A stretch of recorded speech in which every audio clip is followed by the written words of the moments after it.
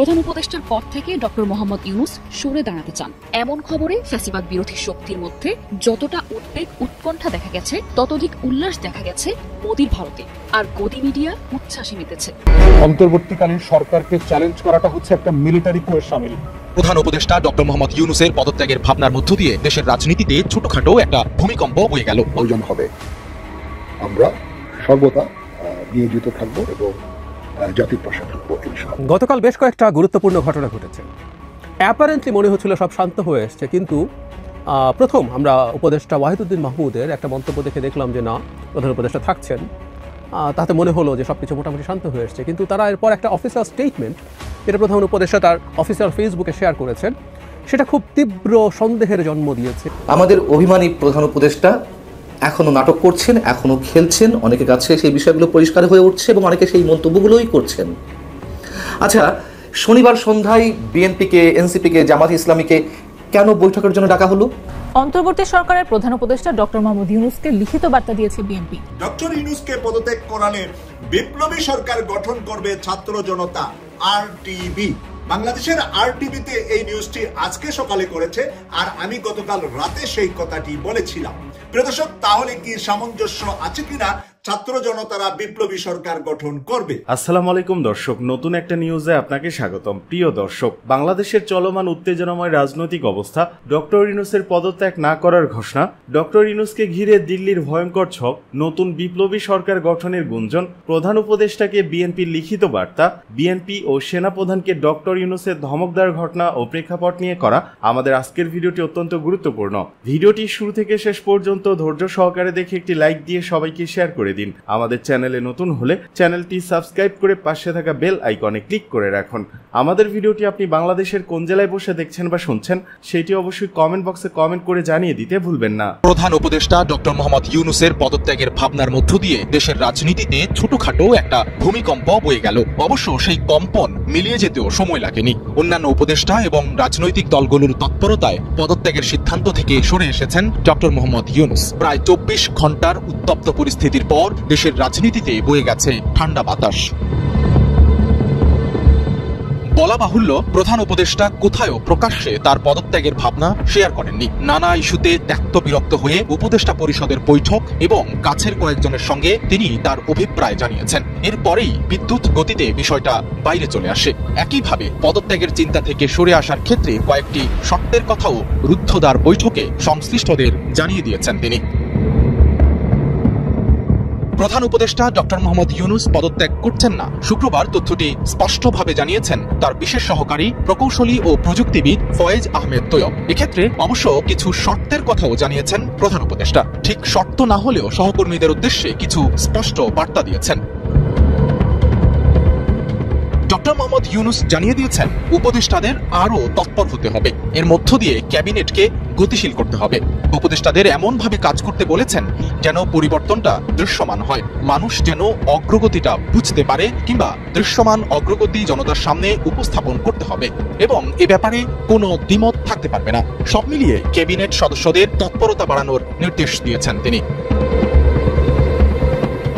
রাজনৈতিক দলগুলোর সঙ্গে নিবিড় যোগাযোগের ওপর গুরুত্ব আরোপ করেছেন প্রধান উপদেষ্টা। তিনি রাজনৈতিক দলগুলোর সঙ্গে নিয়মিত বসা এবং বিভিন্ন বিষয়ে মত বিনিময়ের ইচ্ছা ব্যক্ত করেছেন। ডক্টর মোহাম্মদ ইউনূস মনে করছেন পলিটিক্যাল পার্টিগুলোর সঙ্গে সরকারের কোনো ধরনের বিচ্ছিন্নতা কাম্য নয়। পাশাপাশি পার্টিগুলো আন্দোলনের নামে জনভোগান্তি কমাতে দায়িত্বশীল আচরণ করবে। প্রধান উপদেষ্টার তৃতীয় শর্তটি তাৎপর্যপূর্ণ। তিনি মনে করেন সেনাবাহিনীকে রাজনীতিতে নাক গলানো বন্ধ করতে হবে। ডিসেম্বরের মধ্যে নির্বাচনের বক্তব্যে ডক্টর ইউনূস কিছুটা বিরক্ত হয়েছেন, যা বলাই বাহুল্য। তবে সেনাবাহিনীকে তাদের প্রাপ্য সম্মান বুঝিয়ে দিতে হবে। সেনাবাহিনী প্রশ্নে হুট করে কিছু করা যাবে না বা হঠকারী কিছু করা যাবে না। জুলাই অভ্যুত্থানের পর আইন শৃঙ্খলা রক্ষায় সেনাবাহিনীর প্রশংসাও করেছেন ডক্টর মোহাম্মদ ইউনূস। দেশের সকল রাজনৈতিক দল ও পক্ষকে সহনশীল আচরণ করার অনুরোধ করেছেন প্রধান উপদেষ্টা ডক্টর মোহাম্মদ ইউনূস। একই সঙ্গে আন্দোলনের নামে নৈরাজ্য বন্ধ করার অনুরোধ করেছেন।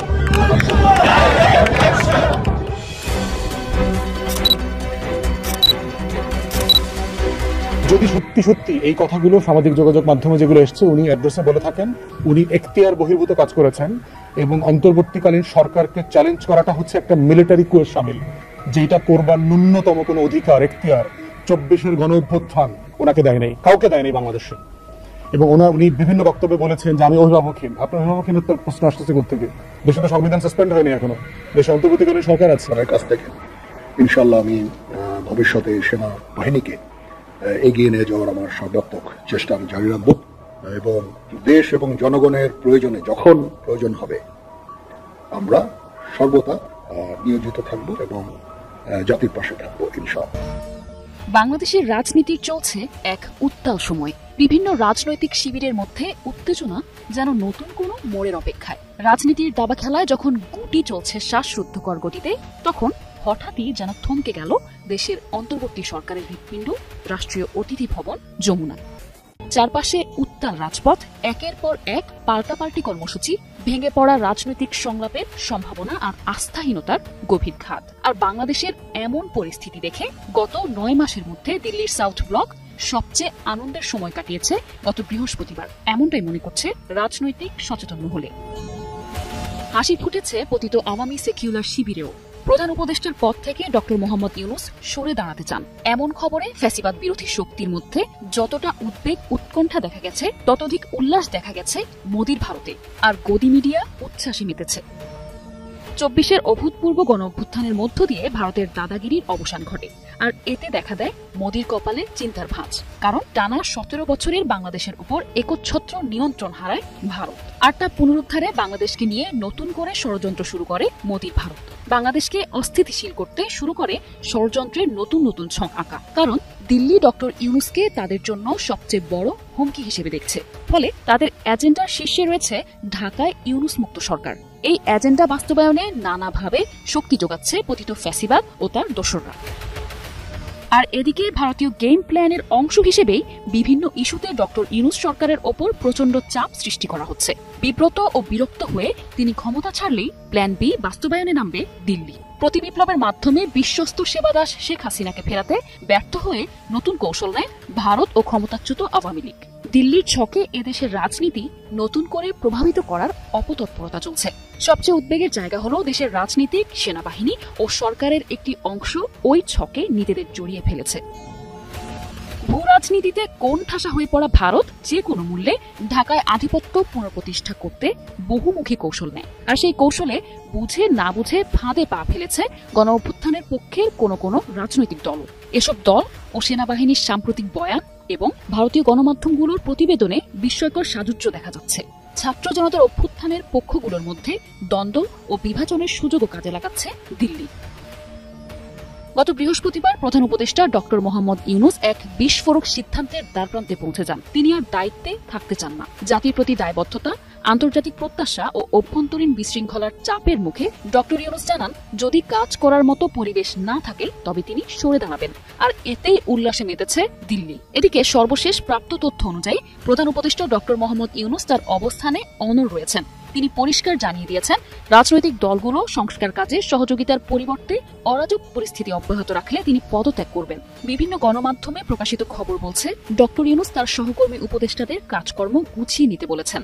আবার রাজনৈতিক দলগুলোকে বিকল্প খুঁজে নেয়ার বার্তা পাঠানো হয়েছে। আধিপত্যবাদ পুনঃপ্রতিষ্ঠায় ভারতীয় আধিপত্যবাদ কলকাঠি নাড়ছে।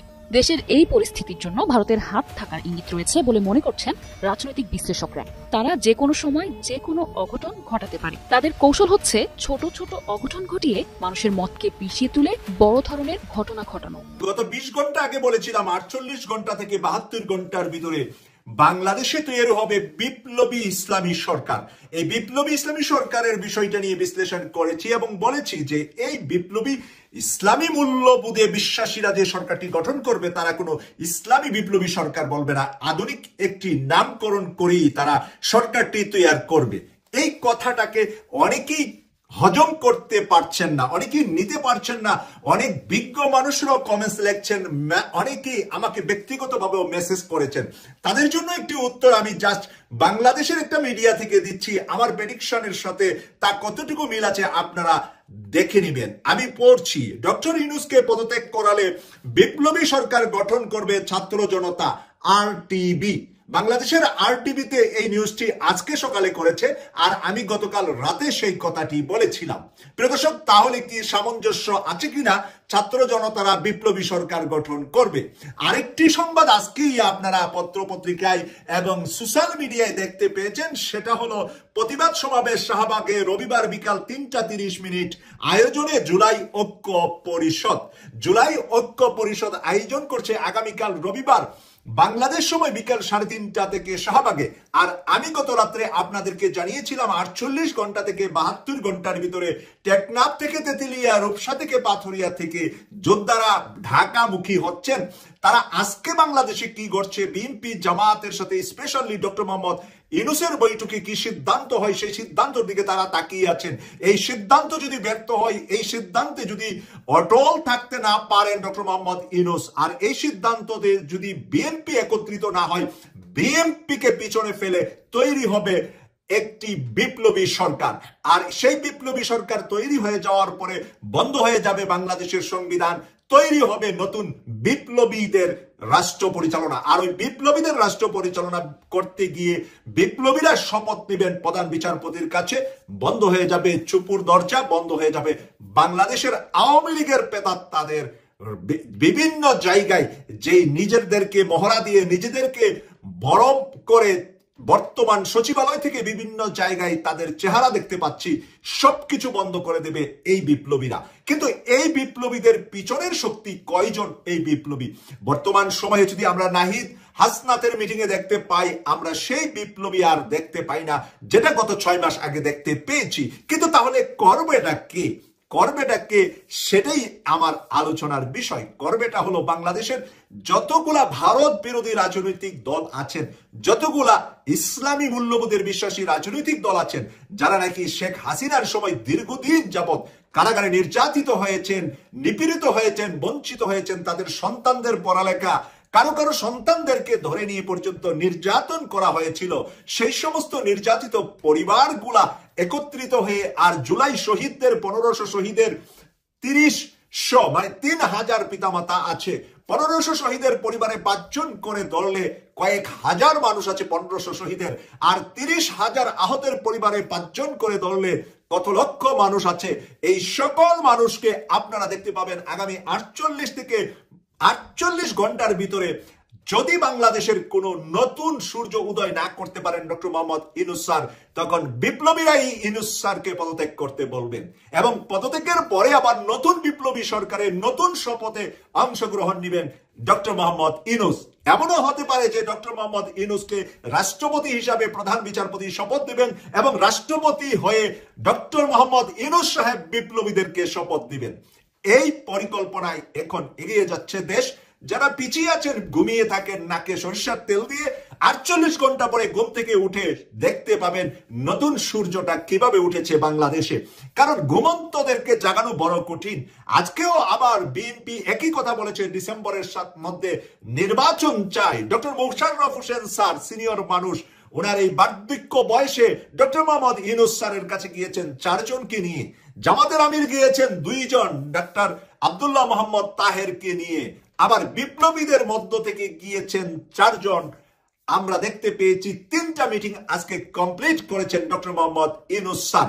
এই 3টা মিটিং থেকে আমরা যে রেজাল্ট পেয়েছি, জামাতের আমিরের বক্তব্য, নাহিদের বক্তব্য এবং ডক্টর খন্দকার মোশাররফ স্যারের বক্তব্য, আমি 3টা বক্তব্য মনোযোগ দিয়ে শুনেছি। মোশাররফ স্যারের বক্তব্যের ভিতরে আমি এমন কিছু পাইনি যেই বক্তব্য আমাকে একটু সান্ত্বনা দিতে পারে, আমার হৃদয়ে একটু পানি আসতে পারে।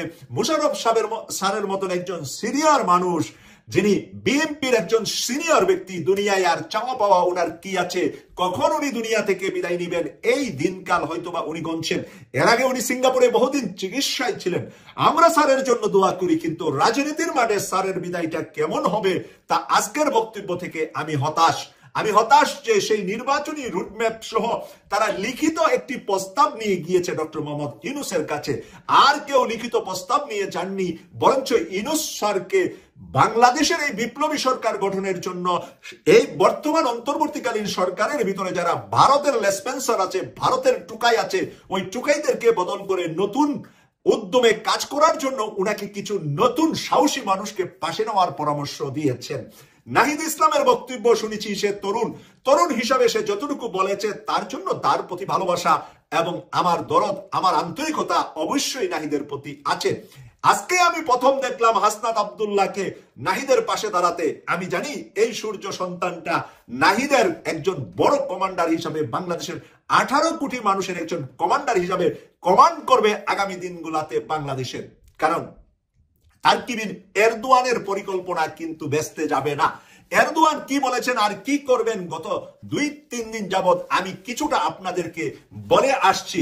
সেই সালতানাতে বাংলা তৈরির মাধ্যমে এই বাংলাকে যে নিরাপদ বাংলা এবং দক্ষিণ পূর্ব এশিয়ার সবচেয়ে শক্তিশালী একটি মুসলিম বাংলাদেশ হবে, সেই বাংলা তৈরির জন্য ডক্টর ইউনূস স্যারকে সামনে রেখে এই বিপ্লবীরা কাজ করবে। এদিকে বিএনপি ছাড়া ক্ষমতায় আসার মতো আর কোনো দল দেশে নেই, মন্তব্য আসাদুজ্জামান ফুয়াদের। দেশের রাজনৈতিক পরিস্থিতি নিয়ে সম্প্রতি একটি টেলিভিশন টক শোতে স্পষ্ট বক্তব্য রেখেছেন এবি পার্টির সাধারণ সম্পাদক ব্যারিস্টার আসাদুজ্জামান ফুয়াদ। আলোচনায় তিনি বলেন, বিএনপি ছাড়া ক্ষমতায় আসার মতো আর কোনো দল নেই দেশে। ফুয়াদ বলেন, বিএনপির একটা 1/11-এর ট্রমা আছে। দেশের সবচেয়ে বড় রাজনৈতিক দল হিসেবে 2001 সালের পরে বিএনপি কোনো ভালো নির্বাচন পায় নাই। যদি বাংলাদেশের 91 সালের পর থেকে রোটেশনটাকে বিবেচনায় নেন, তাহলে বিএনপির আরো 2 বার ধরেন ক্ষমতায় আসবার কথা। তো সেই বাস্তবতায় বিএনপির ভিতরে এই ট্রমাটা কাজ করাটা অযৌক্তিক না, এটা থাকাটা যৌক্তিক। তিনি আরো বলেন, কিন্তু বাংলাদেশে একটা প্রক্সি ওয়ার তৈরি করার জন্য ইউনূস সরকার চেষ্টা করছেন। মানবিক করিডোরের নামে এখানে আমরা একটা ব্যাটলফিল্ড হতে চলেছি এবং এটাকে কেন্দ্র করে ইউনূস সরকার ইলেকশনটাকে পোস্টপোন করে জুনের বিয়ন্ডে নিয়ে যেতে চান। এটা একটা ইন্ডিয়ান ন্যারেটিভ, এটা একটা ইন্ডিয়ান ডিসকোর্স। ফুয়াদ আরো বলেন, অ্যাট দ্য সেম টাইম এটা মাথায় রাখতে হবে যে বিএনপিকে বোঝা দরকার বাংলাদেশে তাকে ইলেকটোরাল প্রসেসে কম্পিট করে হারানোর মতো কোনো প্লেয়ার এখন বাংলাদেশে নাই। উপস্থাপকের প্রশ্ন ছিল, সেটি কি আসলে একটি বড় কারণ বিএনপির এই মুহূর্তে বারবার এভাবে আন্দোলনে নেমে যাওয়ার? উত্তরে ফুয়াদ বলেন, ধৈর্য আশা করছি, কারণ বিএনপি ছাড়া ক্ষমতায় আসার মতো আর কোনো দল দেশে নাই।